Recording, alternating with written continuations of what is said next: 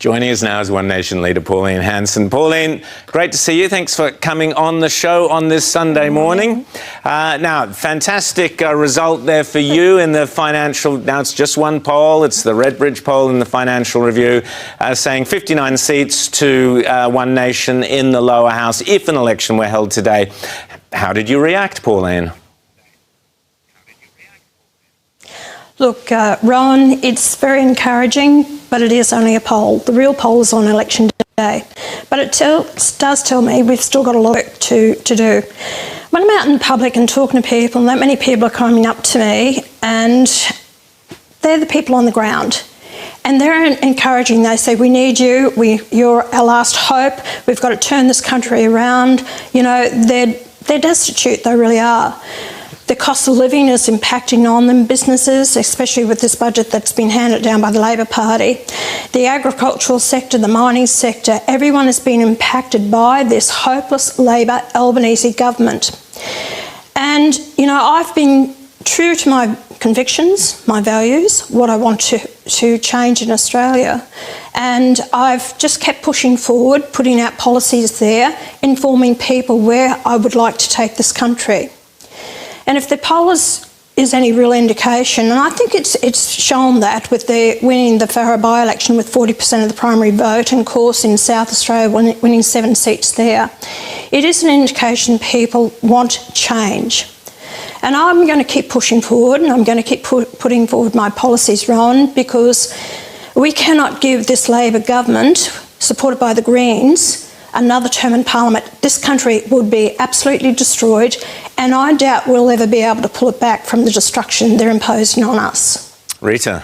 Now, you want to have more oil and gas production. You want to cut some of the green, red, black tape that exists in that sector. But explain the theory behind the taxpayers having essentially an equity stake in these new explorations. What's your take on this debate? Do you agree with the arguments or think the other side had the stronger point? Drop your thoughts in the comments below and let's see what people really think about this exchange. Now, Rita, I based it on what happened in Norway. Now, that's been going for decades, and Norway has nearly a $3 trillion fund for the people over there. So they got into exploration, and it was government equity in it.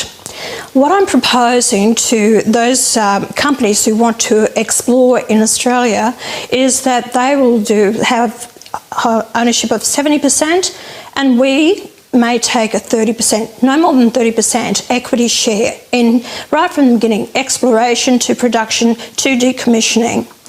So we don't have to say yes or no, and the companies don't have to have us on board with them either. This is not coercion, it's not a takeover, it's not socialist policy.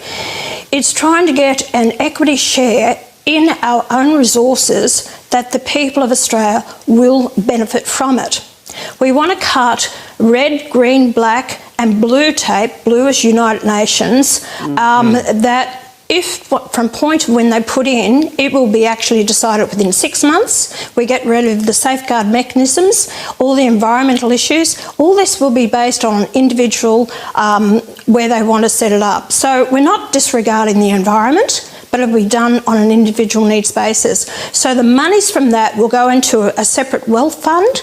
That wealth fund will only be used to pay down debt, for critical infrastructure or for the defence. It will not go into consolidated revenue to be just wasted by governments. If we don't get our debt down, we are not going to have the services, and at the moment we're paying $50 billion a year in interest. It's unserviceable, and we'll end up a third world country. James. Well, Pauline, to talk about that, I guess you'd call it a sovereign wealth fund, and the benefits that would accrue from that to pay down debt, would you also be, especially coming off of the budget, this horror show of a budget that this government has dropped on us, open to talking about also, you know, what are your positions on the capital gains tax? One Nation, you were famously a small business person before you went into politics. Where does One Nation stand on the capital gains tax? And also, does One Nation think that our income taxes are too high? And do you agree with the Liberal Party and Angus Taylor on the issue of indexing income tax rates, which haven't been adjusted for around 20 years? What you just heard wasn't just a political interview. It was a full-scale exposure of how far the gap has become between political polling and real-world accountability. A seat-by-seat projection suddenly shows One Nation surging to a level that would completely reshape the lower house. And Pauline Hanson's response isn't hesitation, it's confidence. She calls it encouraging, but quickly turns it into a broader claim that the real poll is happening on the ground, not in media headlines. And that's where the tone shifts. Because instead of just discussing numbers, the conversation becomes a full-blown attack on the current political direction of Australia. Cost of living, business pressure, agriculture, mining. Every sector is pulled into a single argument that the system is failing ordinary people. Hanson frames herself as the only consistent force standing against what she repeatedly describes as a destructive political direction. And she doubles down on a core message that people aren't just unhappy, they are, in her words, destitute and desperate for change. But the most aggressive moment comes when the discussion moves from polling to policy. Her proposed economic model and a sovereign-style wealth fund tied to resource extraction is framed as a direct comparison to Norway's trillion-dollar system. She argues the state should take equity in national resources from day one, not as a regulator but as a shareholder. That's where the debate stops being just political positioning and becomes a structural argument about the entire Australian economy. Critics in the discussion push back on taxation, capital gains, and income indexation, and Hanson immediately leans into her strongest political identity: anti-tax, anti-waste, anti-bureaucracy. She doesn't just argue for lower taxes.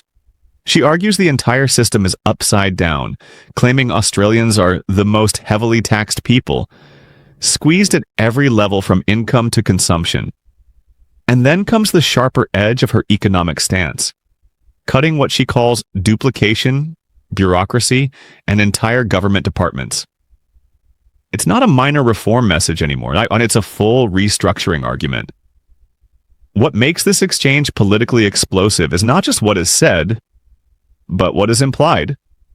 Because in Hanson's framing, the political establishment isn't just inefficient, it's actively blocking national recovery.